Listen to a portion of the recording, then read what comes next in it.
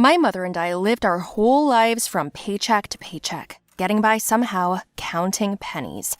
I think there are those among you who understand me. I could not, like some of my friends, go out and spontaneously buy myself new clothes or sneakers. I had to calculate my budget in advance that I wouldn't starve. My mother told me every day to be patient, that better times were ahead of us and that we would still make it.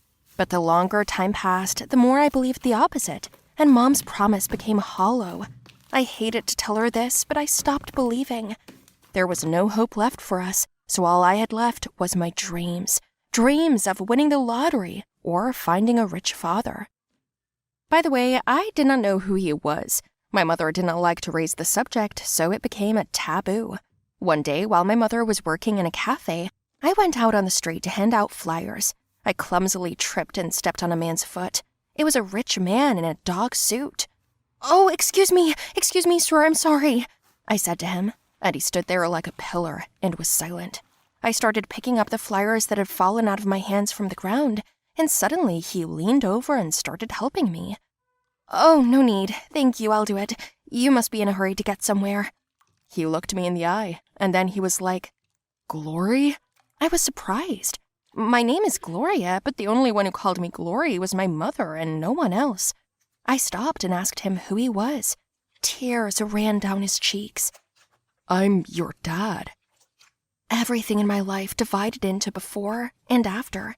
He helped me gather the flyers and immediately took me to lunch at a nearby restaurant.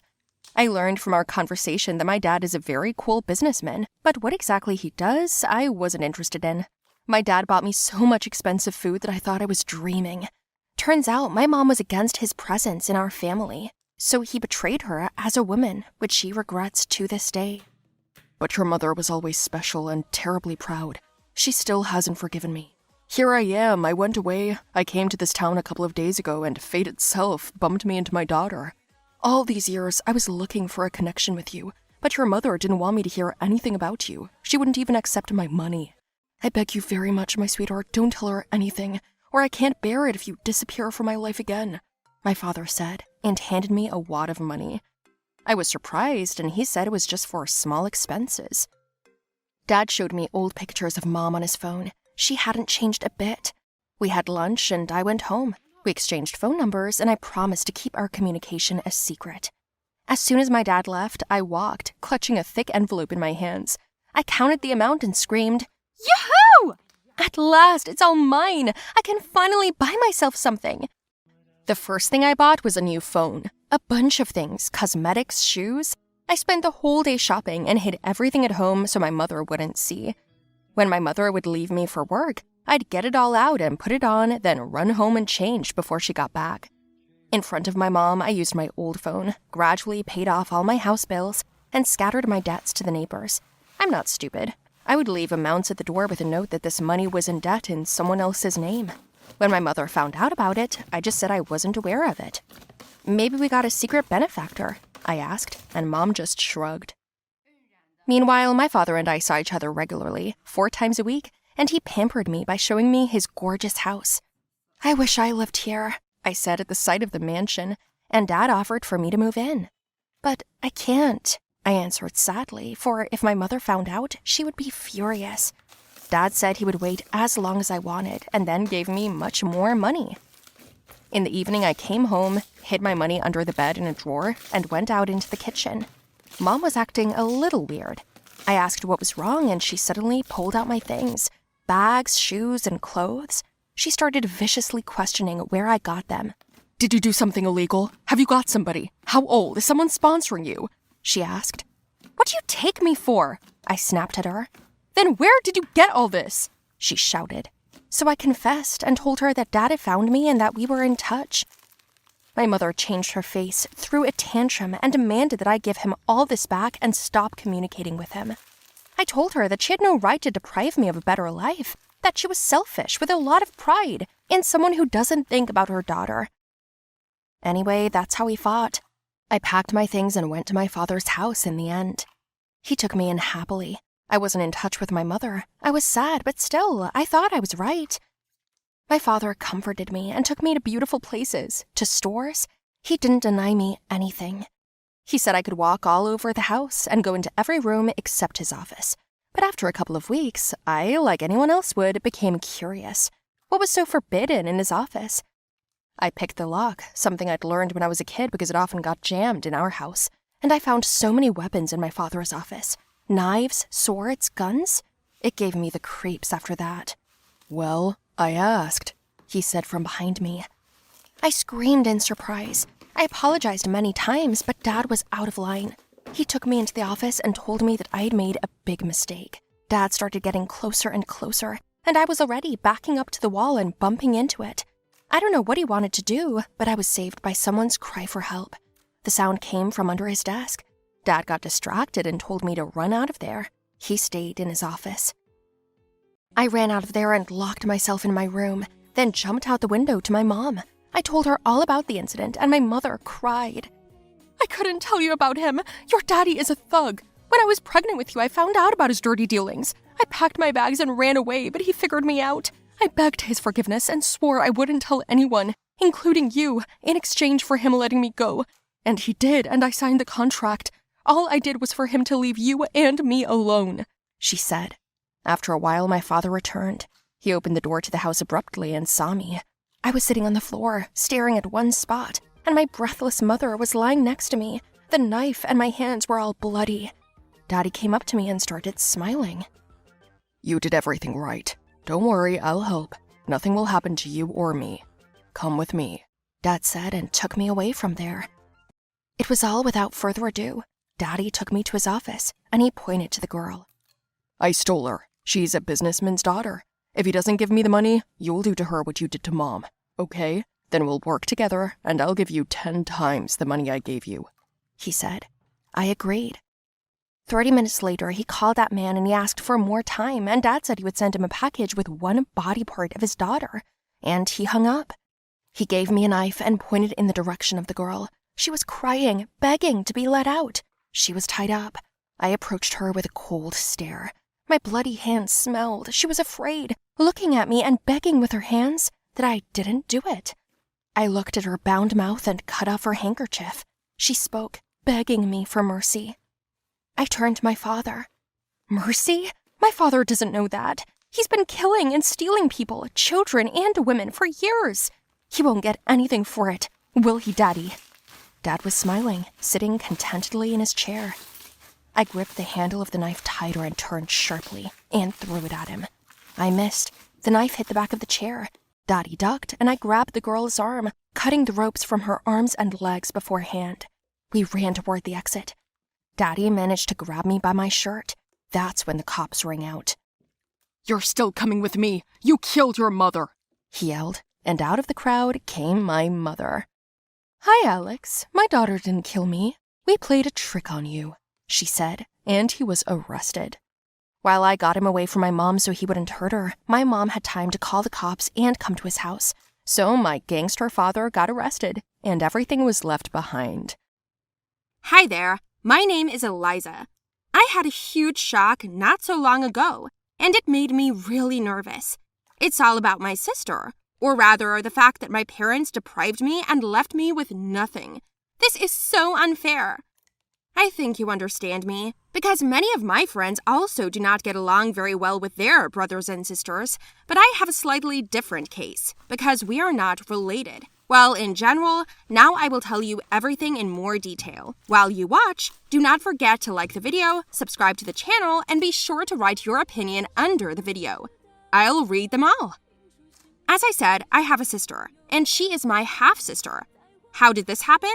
I was born the only child in the family. We have never been very poor. On the contrary, I always got everything I wanted. My parents spared no expense on me, but in return, they both worked hard and spent almost no time with me. At first, I was worried about this, but then I got used to it and even found advantages in the fact that they were not around. They bought me everything.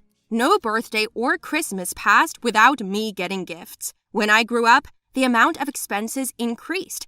And so, on the last recent holiday, they gave me the car that I asked for. Yes, I was very happy.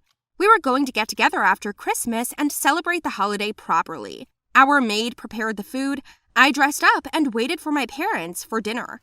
The doorbell rang in the house. I ran to open it in joy and saw a girl I didn't know.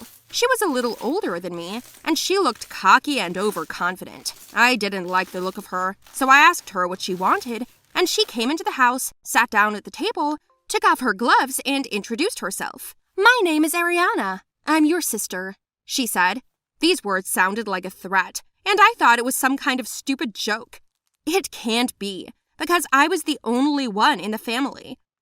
I told her to get the hell out of there to avoid trouble with the police, and then she said she wasn't going anywhere, that her father would come and explain everything.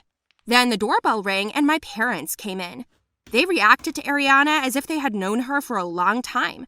I realized that I was about to have a long, unpleasant conversation. My father kissed us, my mother sat down next to me, and they told me that Ariana would now live with us because she was my half-sister. Her mother recently died due to illness, so now she will live with us because she is my father's daughter. I gave my mother a surprised look, and she looked as if she'd accepted the news long ago and wasn't even the least bit embarrassed. I was so angry. What kind of right does she have to just barge into my house and pump my license? Ariana began to eat, and then said that now she would choose a room for herself, and she moved in next to me. The staff brought her suitcases, and I realized that this is really not a prank, that this is real. My spirits sank at once. I asked my father how it happened, and he said that he used to be married, that my mother is his second marriage, and she knew about it perfectly well. In short, only I did not know.